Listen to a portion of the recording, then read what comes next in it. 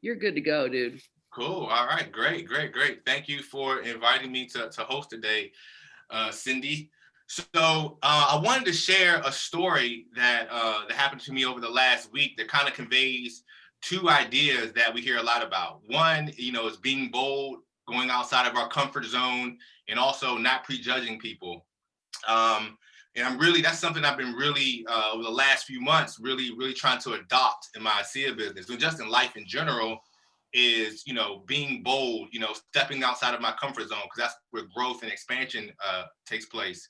And I listen to this motivational YouTube video with Denzel Washington every day.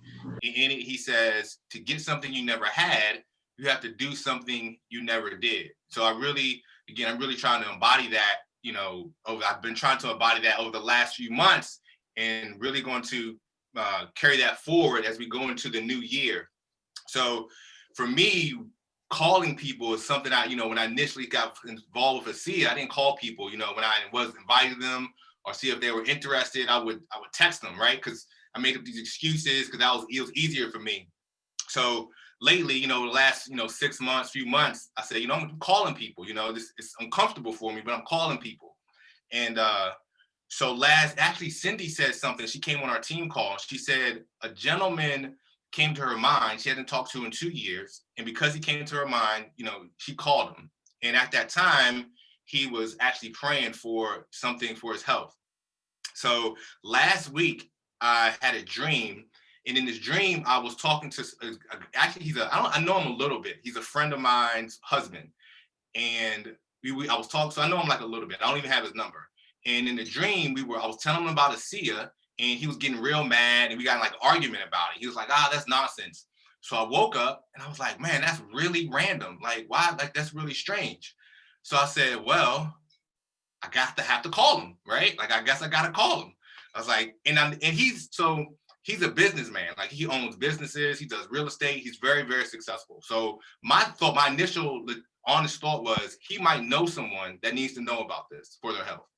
So I'll say, but I got to call him. And it's like Christmas Eve. So I'll say, I'm going to wait till Sunday, right? I got to give my time to build up my confidence.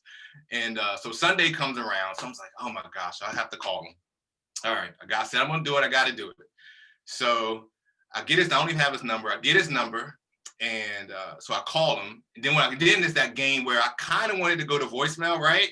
But I know that's the easy way out, right? I was like, no, I want him to answer. I need to talk to him. I don't want the easy way, but so I call, it goes right to voicemail, right?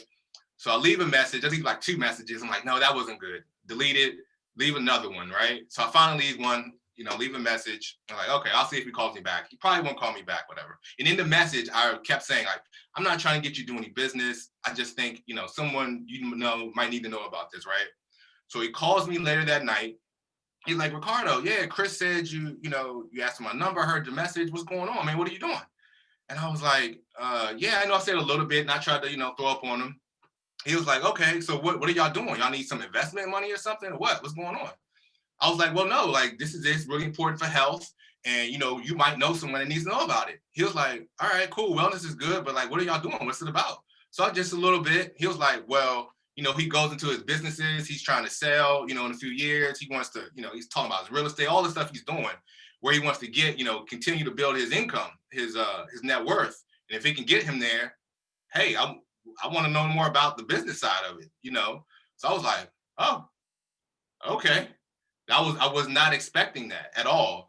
And, so we've been in communication, and I don't know where it's going to go, but it just kind of, reinforced that idea of, one, be bold. This is a 9-10 individual, right? And don't prejudge, right? Just because he's successful doesn't mean he might not be interested in the entrepreneurial aspect of ASEA, because it's very advantageous. So I wanted to share that because it really, I felt really embodied those 2 ideas of being bold and not prejudging. So, hey, Ricardo, can I say one thing about that? Sure. So do you know that Vertus Norton was never prospected for network marketing? Wow. And do you know that another guy that we worked with in Germany, who was this incredible business guy, he was a business consultant over in Germany. He had anyway, a ton of businesses, highly respected, definitely a 9-10 on the influence scale. And nobody prospected him either. he had to read about this company. Wasn't ASEA, it was, you know, this other company that Peg and I were with and a bunch of you guys were with before ASEA. It was a health company. He had to read it about it in a book called Cocooning. I don't know if you ever read that book. It was about trends. And we were in a magnet business. Sharona was in that business. And so he had one of these magnets in his pants, you know, in his lower back, because it helped his lower back pain. And so he was reading it in this book, and it mentioned this company. And so he took the magnet out of his back, and he looks at the name of the magnet on the thing. He's like, oh my gosh, this is that company. So he calls the company and he says, hey, how do I get distribution rights for Germany? And they said, oh, I'm sorry, sir, this is the network marketing company. He says, well, what does that mean? And he says, it means you have to have a sponsor. And he said, all right, well, how do I get a sponsor? And he goes, well, there's a business meeting in England, like next week. Can you get to England? And he goes, well, we've got planes in Germany, you know? So he flew from Germany to England. Okay. And he's he's walking up to where this address, he brings his wife is not into this at all. Okay. Uh-huh. He's walking up the sidewalk to this meeting, and all these people are walking out, and he goes, hey, is there a meeting tonight? And they said, yeah, well, there was going to be, but there was no guest. So we called it off. They did not ask him why he was going there. Nothing. Okay. Wow. So he's like, well, he's thinking, I just flew all the way to England from Germany for this meeting. This is not a very professional company. And he goes, well, is there another meeting? And he goes, yeah, there's one tomorrow night, actually. This guy's flying in from the US to do a presentation. Here's the address. So he's like, you know, his wife is like, I told you we should never have done it. So anyway, the next night he goes to this meeting. Okay. And this may go a little bit long. I don't want to cut into your training, Ricardo, but I think this is important. So anyway, so I want to tell you, so just hold the story right there. I want to tell you about two massage therapists. One guy, they're both in Florida. Okay. One guy's originally from Germany. One guy's American. Okay. One guy believes in network marketing. The other guy does not believe in network marketing and is not going to embarrass himself by doing network marketing and incorporating it into his massage practice. Okay. The guy that doesn't believe in network marketing has this guy as a client. When he flies in from Germany, he gets a massage from this guy. Okay. So this guy is the one that sold him the magnet.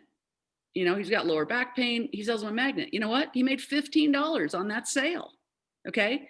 The guy goes back to Germany. It works. His business partner and his secretary go, hey, when you go back to the US, will you get us some of those magnets? We each want one. We'll give you the money now. And he goes, yeah, sure. So he flies back to the US from Germany, goes to the same massage therapist, does not believe in network marketing. And he says, hey, I want to buy 2 more of those magnets. So the guy sells him 2 more of those magnets. He makes $30. Okay. So the guy flies back to Germany. Okay. Now cut back to the story. He's reading the book. He goes to the meeting. The meeting's canceled. He goes to the meeting the next day. The American's coming in to do it. Right. Now there's another massage therapist who's had a dream like you, Ricardo.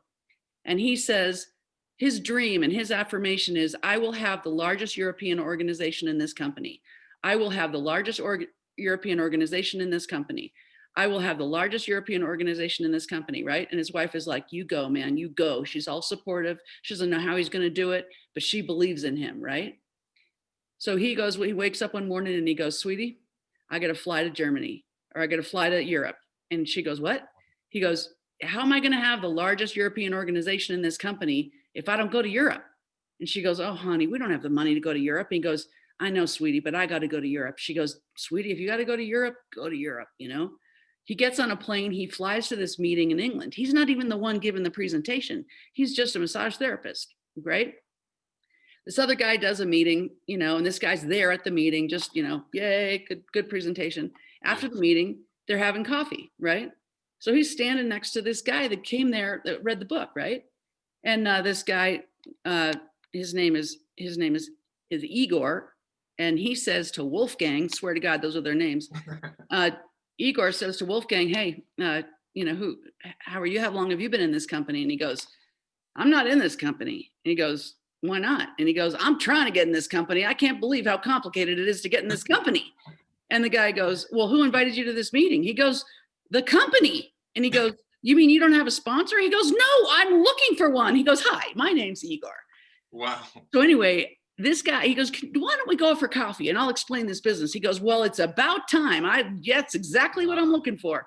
So they go out, they have coffee.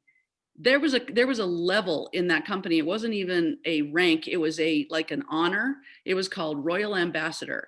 And you had to have, oh, Bo, help me with this, $100 million going through your network every 24 months to win this honor. Okay. And there were only 3 people, 3 distributorships in the whole company that was able to accomplish that honor. And he was one of them. And he did it faster than anybody else in the company. Wow. So I just want to tell you, Ricardo, that your teaching this morning is so spot on. And anyway, I just hope that gets some wheels turning in your brain. So anyway, you take over from here. Absolutely. Thank you for sharing that, Cindy. So that was a great follow-up to my experience. And like I said, we'll see where it goes. But with that, I guess we can get into action, be it that, reaching out to people on Facebook. That's what I do. Following up, making your list. And I'll see everybody at 25 past the hour.